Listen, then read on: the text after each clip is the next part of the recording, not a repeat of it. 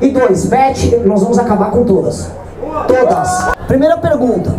Se eu passar a internação compulsória, sua comunidade terapêutica topa receber? Boa noite, Renan. Eu me chamo Flávio Edg, sou psicólogo clínico e eu trabalho justamente com pessoas que estão viciadas em apostas. Eu gostaria de saber o que você vai fazer com justamente as bets. E a minha segunda pergunta é a respeito sobre o MST e demarcação de terra. Cara, né? Assim, eu tinha um grande jogador de vôlei nos anos 90 que era o Maurício. Que ele era um levantador, assim, que todo mundo cortava. Isso aqui levantou duas, né? Começando pelo fim. Demarcação de terra, reforma agrária. No nosso governo não haverá mais por uma razão.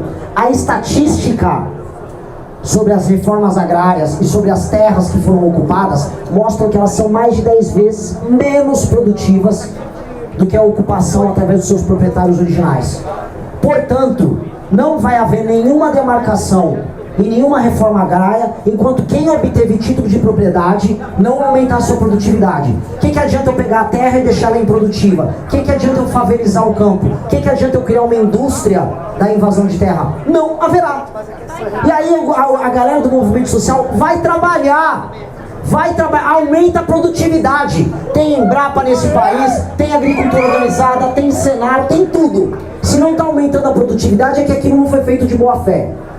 Então, portanto, a estatística é pública. Não está produtivo, não tem nada de reforma agrária. Ponto. E 2, Beth, nós vamos acabar com todas. Todas. Absolutamente todas. Ah, mas a Beth patrocina o meu time. Dane-se. Paciência. Dane-se. Arruma outro patrocínio. Não havia Bet há 10 anos atrás e todo mundo tinha patrocínio. As camisetas de futebol pareciam o carro de Fórmula 1, tudo cheio de adesivo. É isso, dane-se a Bet, ninguém precisa de Bet. O que a gente está perdendo? Eu acho isso uma maluquice. Ai não, mas estamos perdendo a liberdade. Vocês já viram um senhor de idade, de 65, de 70 anos, sem quase nenhuma educação, que passa o dia inteiro scrollando no celular, pegando um pouco de dinheiro dele e apostando, e esse dinheiro saindo diretamente do Brasil, indo para um paraíso fiscal a ser administrado por um milionário russo, que é isso que acontece? Não tem nenhum sentido. É como se você fizesse um duto físico de dinheiro, e você ficasse jogando dinheiro daqui, e ele vai cair nas Ilhas Caimão. Não tem nada, a gente não ganha nada em troca. É apenas pegar dinheiro brasileiro e tacar no paraíso fiscal. Não vai rolar. Não estão ganhando nada com isso. Ai, perdi minha liberdade de queimar dinheiro brasileiro. Pois é, perdeu. Dane-se, para não falar palavrão. Dane-se. Ninguém aqui precisa de Bet. E se você está precisando de Bet, você precisa de auxílio psicológico. Isso sim. Você está doente.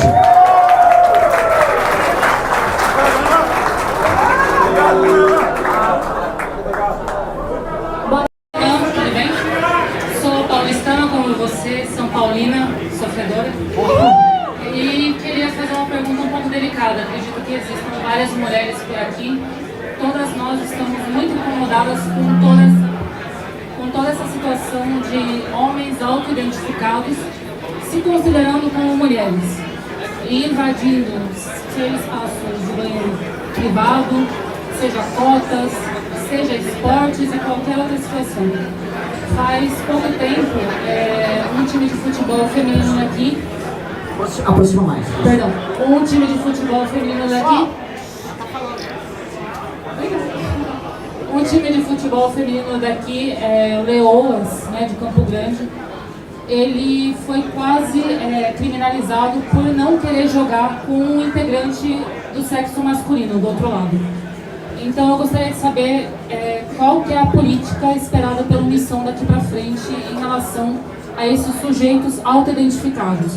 Eu me recuso a chamá-los de mulheres porque eles nunca vão passar por um parto, por uma cesárea ou qualquer outra situação que incapacite. Aqui a gente tem, né, graças a Deus, uma integrante, então eu gostaria de saber da tua parte o que será feito a respeito dessa situação que é tão problemática para o nosso lado. Homens não vão praticar esportes masculinos e o espaço da feminilidade mais íntimo, que é o banheiro, que é o espaço mais íntimo da feminilidade, é das mulheres biológicas. É isso, simples assim. Simples. Só que eu vou falar. Agora eu vou deixar o desafio para as mulheres. Porque esse é um desafio para as mulheres mesmo. pegar e fizer uma pesquisa, a maior parte dos homens são contra isso. Boa parte do apoio dessa agenda é feminina. Pouca coisa é mais suicida do que uma pessoa com uma ideia ruim. E uma parte importante das mulheres defende ideias suicidas. Essa é uma ideia suicida. Essa é uma ideia de retirar o espaço de protagonismo da mulher. É uma loucura. O espaço da protagonismo da mulher no esporte, mitigado. Espaço de protagonismo da mulher num local de intimidade, que é um banheiro, mitigado. Aí a gente viu o avanço de movimentos feministas, que eu discordo em muitos termos, mas que em muitas causas tem sentido. Há violência contra a mulher e há muita violência contra a mulher. Há dentro do... Eu vou falar o exemplo da política porque eu tô com uma pessoa aqui, que é minha companhia aqui, Amanda, coordenadora de campanha, minha chefa, que ela apanha 10 vezes mais do que eu. Eu sou candidato agora, não, pré-candidato, não, eu sou candidato a presidente e ela continua apanhando mais do que eu. Eu sou candidato a presidente, ela continua recebendo mais ameaças do que eu. Então, há necessidade de políticas públicas que olhem para a mulher que entra na política. Agora, há muita coisa que o movimento feminista não olhou. E uma delas é a perda, não é nem de protagonismo, mas de direito dos espaços de intimidade e dos espaços também de protagonismo da mulher. Por conta dessa agenda maluca, que é amaldiçoada. E o desafio que eu deixo é, as mulheres que discordam precisam se fazer ouvidas e precisam falar muito alto sobre isso. Porque não adianta só homens falarem. Porque os homens são os primeiros a serem perseguidos por essas opiniões. Porque, é machista, é transfóbico. Mulheres já foram perseguidas, inclusive uma esquerdista, uma feminista foi perseguida por isso. Dito isso, todas as mulheres têm que se levantar, porque vamos passar um projeto de lei nisso, aí vai vir um STF pra cima da gente. E aí a gente vai comprar a briga pública contra eles. Mas uma coisa que você vai ter, uma garantia, vencendo a eleição, eu vou nomear 4 ministros do STF. Mais o André Mendonça, que vem fazendo um belo trabalho. Mais um Fux, nós somos maioria. Porque nós vamos democraticamente eliminar essa agenda do Brasil. Tenho esse compromisso.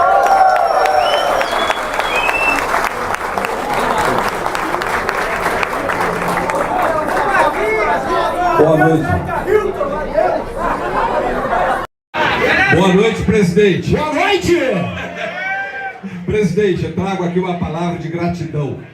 Gratidão pela coragem para fazer esse enfrentamento a uma classe política escrota que vem asfixiando a nossa sociedade. Muito obrigado. Muito obrigado por fazer essa campanha que é a única que é disruptiva, é a única que tem coerência, é a única que pode de fato fazer a transformação que o nosso país precisa. Que o senhor tenha sucesso, vá à luta com nossa força, com nosso empenho, leve toda a nossa força do Mato Grosso do Sul para onde o senhor for. Saiba que tem homens aqui que não se curvam a essa política profissional. Homens que desejam criar a família com dignidade, criar a família de forma comum, mas de forma verdadeira. E tem no senhor uma única chama de esperança para fazer a transformação que a nossa pátria precisa. Muito obrigado, presidente. Muito obrigado a você.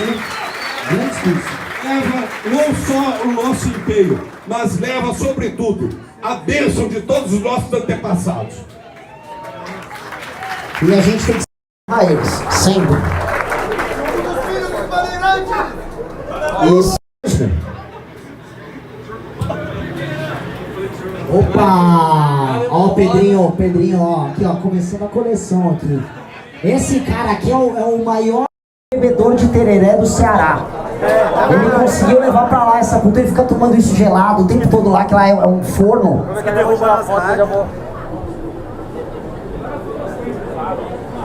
Muito prazer. Eduardo. Renan. Renan, eu trabalho numa comunidade terapêutica para dependentes químicos. Eu, inclusive, venci a dependência química e hoje eu tenho a honra de trabalhar recuperando pessoas. Desde o governo atual, quando ele entrou, ficou 3 anos, praticamente quase o governo inteiro dele, sem repasses para as comunidades terapêuticas.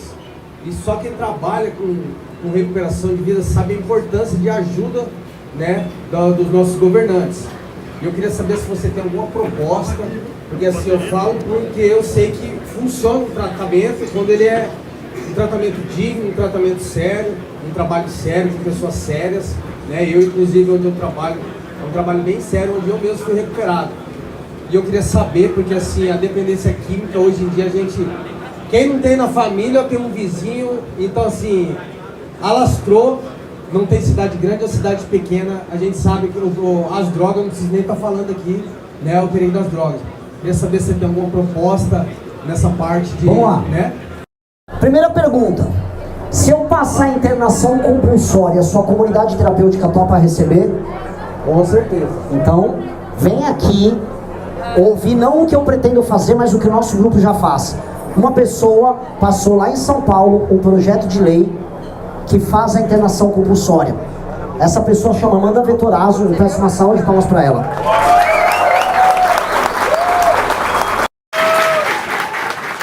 Exatamente pelo desgoverno, não dá para esperar a nível federal isso seria uma competência federal, mas a gente conseguia municipalizar em São Paulo, vendo a dependência, porque, ora, se porque uma coisa importante lembrar, a internação compulsória e involuntária, ela já existe para rico, porque a família pode internar a pessoa, chama lá, paga, vem a ambulância e leva a pessoa. Agora, um morador de rua, que muitas vezes é o cracudo, que muitas vezes também rouba, que muitas vezes é um problema para a sociedade, essa pessoa tem que ser tutelada pelo município. Então, ora, se ela não tem família para pagar uma internação, o Estado, ou a Prefeitura, ou o país, tem que pegar essa pessoa e tem que tutelar essa pessoa, internando ela, capacitando.